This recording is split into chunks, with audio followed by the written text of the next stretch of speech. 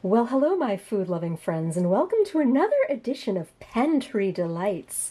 I am going to be making these beignets with pretty much 100% pantry staples, the only exception being this egg, but eggs last such a long time in your fridge, and if you have like an egg allergy or if you're vegan or something, you can leave this egg out. Check the video description to see like an alternative recipe if you want to make this without an egg. But yeah, let's just walk through what we need to make these beignets. Canned milk, sugar, yeast, table salt, powdered sugar.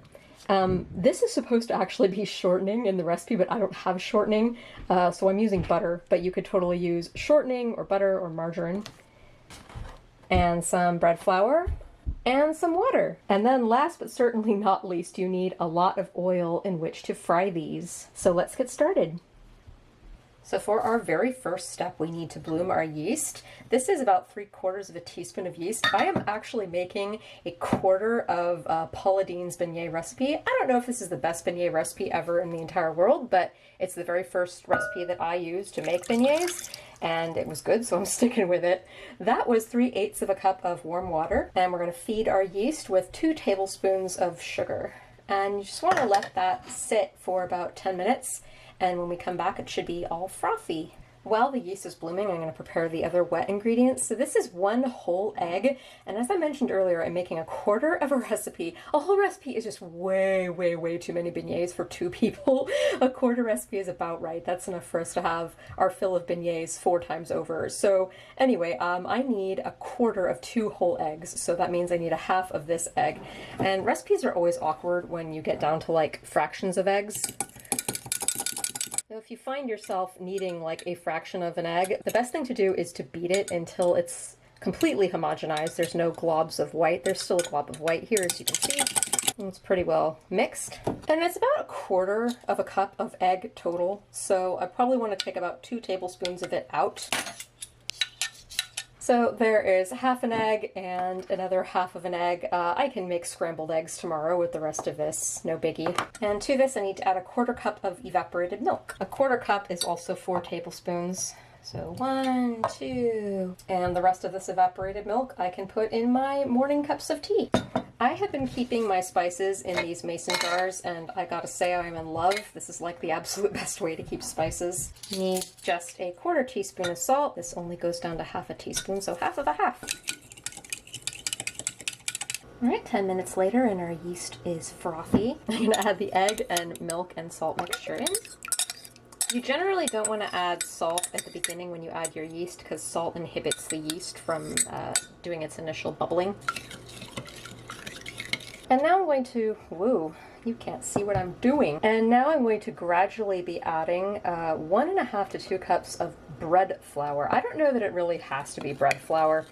In fact, I feel like all-purpose might be better than bread flour for this, but that's what the recipe said, and I've always used bread flour, so I'm using bread flour. But yeah, don't feel like you have to use bread flour. Use all-purpose if that's what you've got. And it's okay if it's a little lumpy as you're stirring it, because we're going to need this later. All the little lumpies will get worked out then. And that was 1 cup. And as always with any kind of, woo! Let's just make my camera fall over. And as always with any bread recipe, you might have to adjust your flour accordingly. I like to err on the side of less flour because it's so much easier to add more flour if you need it than it is to add more moisture. I'm going to need up to another cup of flour. Now if this were a whole recipe, this would be half a stick of butter, and it would look a little less wimpy than what I'm doing right now, but this is a tablespoon of butter. This is what happens when you reduce recipes quite a bit. I'm just cutting it into little cubes, and I'm going to work those in as I work in the rest of the flour. Yeah, so I've made bigger versions of this recipe before, and just beignets are not, like Doughnuts beignets are not that great after they're about 24 hours old. It's good if you like, we're making them in the evening, and then we'll have some leftovers tomorrow morning at breakfast, and then that'll be it. But if they get any older than that, they're just not that great. That's probably going to be enough flour. It's enough at least for me to turn it out onto a board to work it with my hands.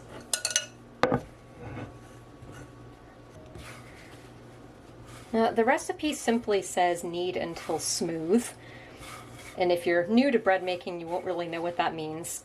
So generally the rule with kneading bread dough, at the very least you want to knead it until your hands no longer look like this, all covered in bits of wet flour. You want to knead it until your dough has a slight stick to it, but it doesn't adhere to your hands or your cutting board. And you want to knead it until your hands are clean and no longer have sticky bits of dough on them. So as I knead this, the flour is going to incorporate more with the water and hydrate. The butter is going to incorporate a little more. And it's all going to come together. So there's still some flour dregs in the bowl, and I like to use the ball of dough to unstick that. I'm going to use the same bowl when I rise the dough. I like to get it as clean as possible.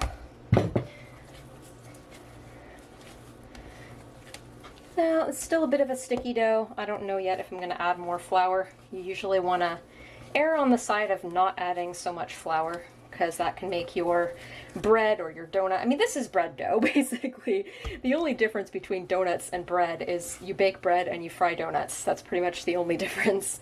But yeah, in general, with bread dough or donut dough, you generally want to err on the wetter side of things. Otherwise, it'll make your donuts or your bread too tough.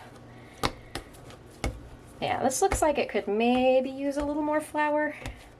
I'm still going to hold off, but we'll see. It's coming together. It is getting a little smooth. My hands are getting a little bit clean, but it is sticking quite a bit to the board. It's releasing though. As you can see, bread making, it's actually a lot easier than you might think it is. It's easy to make bread. It's hard to make bread perfectly, I guess, is the challenge with bread. And it's something that you have to kind of keep learning. But I like this beignet recipe because it's pretty easy and it's pretty basic and it's pretty forgiving. And you'll find sometimes as you knead your dough more that it will stick a lot less. Especially an enriched dough like this one, a dough that has protein and fat. So I mentioned it briefly before, but I'll mention it again. If you want to make a dairy-free or vegan version of this, it's pretty easily adaptable. Instead of using butter, use shortening. I mean, that's technically what you're supposed to use anyway, is vegetable shortening. And just leave the egg out and replace it with a little bit extra shortening and a little bit of extra non-dairy milk. And for non-dairy milk, I would highly recommend a canned coconut cream. Not like a kind of non-dairy milk that you'd pour on your cereal or something. Something more like a cream substitute rather than a milk substitute. Because canned milk, evaporated milk, is very thick. Yeah, this is coming together nicely. I'm glad I did not add any flour. I was so tempted to add it, and now I'm so glad I resisted temptation. But yeah, I have not been kneading this thing for 10 minutes like one usually is supposed to do with bread dough. The recipe said knead it until it's smooth, so it's just about smooth. My hands are pretty clean. Yep, according to my viewfinder, I've been kneading this for about 5 minutes. I'm gonna go ahead and keep going a bit longer because it feels so nice. All you fancy rich people with KitchenAids are missing out on the joy of kneading bread dough by hand and feeling how smooth and luscious it is. If you wanted to make beignets for breakfast, you could probably make this dough the night before and then stick it in your fridge to rise very slowly overnight. I think that would work just fine. I'm not going to do that, however. Now, we're going to rise our dough in the same bowl we mixed it in. That's why I love using this bowl. Ideally, get yourself a bowl that's not like flat and wide, but more tall and narrow if at all possible. It'll help your dough rise better. I mean, this bowl isn't even ideal for that. But, you know, it's the best I've got. Stick your baby in there. You're supposed to let it rise in a warm place. Not all of us always have that. So I am heating my oven to warm. And the top of this oven, this is a nice cheap apartment oven, it gets warm over here when you turn the oven on. So I'm just letting that to warm, and I'm going to put my dough here to rise. And just let this dough rise for about 2 hours. So what you need is a heavy bottomed skillet. This is a shallow Dutch oven. It is stained from regular use of cooking. It is not dirty. And I have just a bunch of vegetable oil in here for deep frying. And I am slowly heating it, and I want to bring it up to 350 degrees. And this thermopen is incredibly useful for determining that. But if you don't have a thermometer, you can still totally make these. What I did the first time I made these, I didn't have a thermometer, I just dropped in a test beignet and cooked it and then saw how it was. The dough has risen really nicely, so it's time to roll it out. The oil is almost at 350 degrees. So you don't want to roll out the dough too thinly, just 1/4 inch thick. And if this were donuts, I would take a donut cutter and I'd cut a bunch of donuts, and there'd be a bunch of scraps of dough left over that some people throw away, which is wasteful. But what's really cool about beignets is you just cut them into squares. And the size that you make these squares really depends on what you like. I like doing about 1.5 to 2 inches. And some of your pieces are gonna not be perfect squares, and that's totally okay. The general goal is to make them all about the same size so that they'll cook at the same rate. I could do 3 or 2. I'm gonna do 3. Just be a really big one. And, you know, if you really care, of course, you could use a ruler and, you know, make these exactly uniform. But you know me, or maybe you don't know me. If you don't know me, I usually don't like things to be perfect. That's kind of the whole point of cooking things at home. You have that nice rustic look. So here's all my beignets. And by now the oil is about ready. We're shooting for 350, and yep, it's getting up there. It's almost there. The temperature will lower when I put the donuts in, but that's okay. These beignets cook super quick. They take like a couple minutes. And after you put them in, you have to be flipping them constantly. I have a slotted spoon ready. Okay, let's fry them.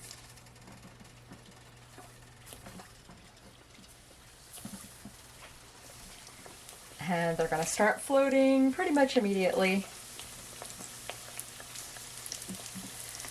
I'm doing half of the batch at a time. There are 30 beignets total. And you want to keep these guys moving and flip them as they cook, otherwise they will not flip if you let them cook too long on one side. They're going to get way too comfy and they're not going to flip. See, even this one already, I don't know if you can see it, but it's already like having a hard time flipping itself. It's okay, just do your best to try to keep them flipping. See how puffed they are? Isn't that beautiful? I love beignets.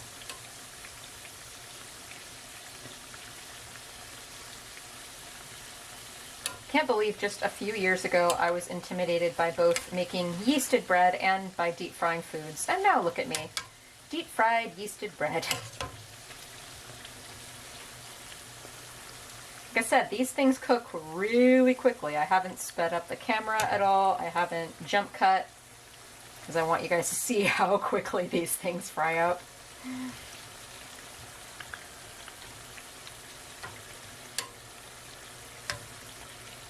Probably should have shown this before I started frying them, but I already have a wire rack set up next to this with some paper towels under it, because after these are done, you're going to want to immediately put them on there. Now, there's a couple options when these come right out of the fryer.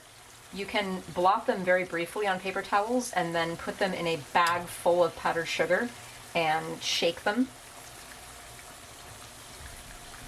And that's a really basic coating. Or you can let them drain a little bit on the wire rack and then put a bunch of different kinds of toppings on them, including powdered sugar. But if you want to just do the powdered sugar method, have your bag of powdered sugar ready to go.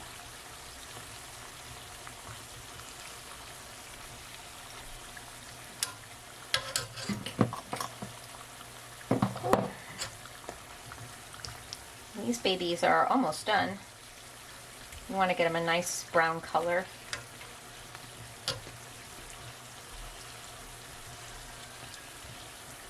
And you know, if this is your first time making them, I highly advise making just one for your very first beignet. Just make a test beignet, cook it all the way to what you think is done, and then let it cool down, and then eat it and see what you think. If it's doughy on the inside, then you know that you have to cook it longer. Or if it's like all dried out, you know you have to cook it less.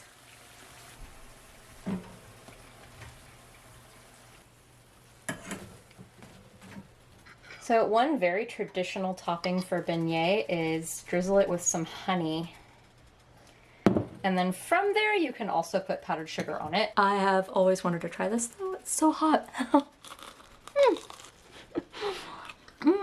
I'm burning myself, but it's delicious. I'm going to put some powdered sugar on the rest of these.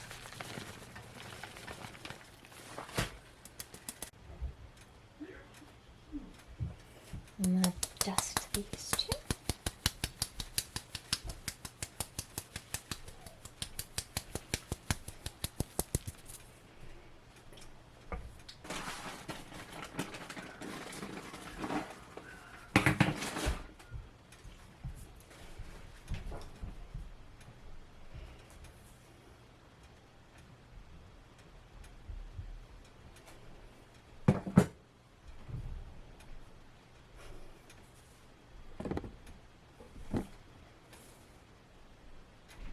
That's a better thumbnail. Here, Sarah.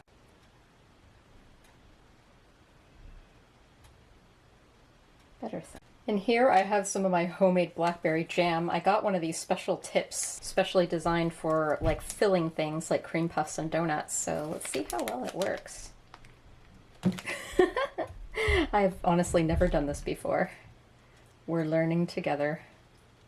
Ooh, I think I feel it. Ooh, I overfilled that one. Mmm. Yeah, it's a little overfilled, but it's so good.